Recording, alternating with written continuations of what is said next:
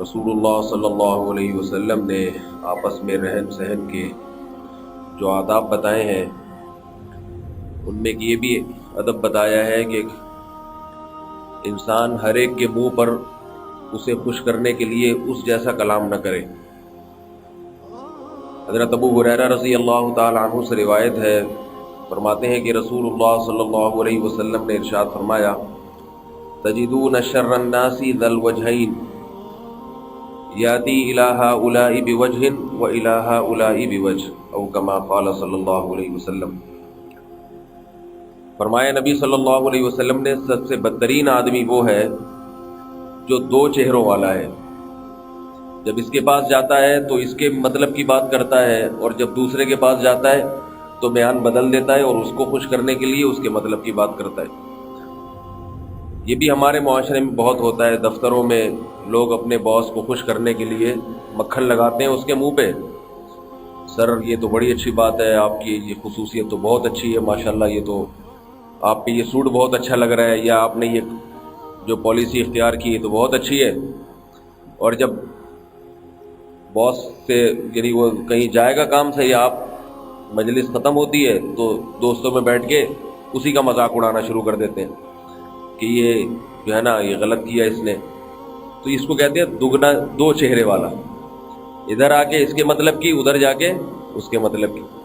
ایک دوست کے سامنے کچھ اور بات کر رہا ہے، دوسرا آئے گا تو اس کے سامنے کچھ اور بات۔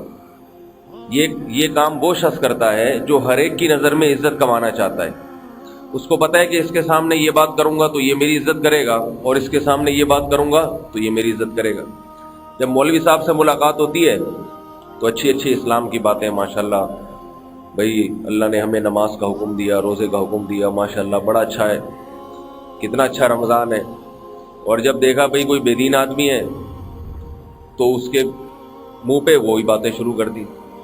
کہ بھئی یہ مولویوں نے مروا کے رکھا ہوا ہے، روزے رکھوا کے، فضائل سنا کے،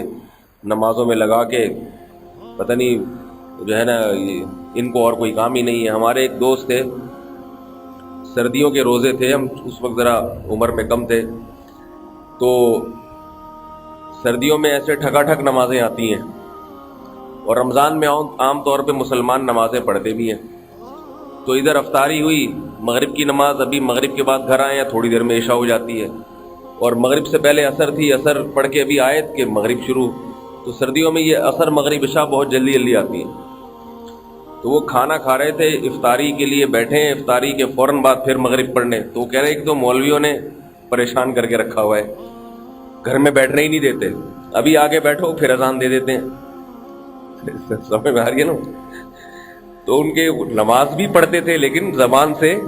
دل کی بات نکل گئی، کہہ رہے یہ مولویوں نے بڑا پریشان کر کے رکھا ہے، گھر میں بیٹھنے ہی نہیں دیتے ہیں،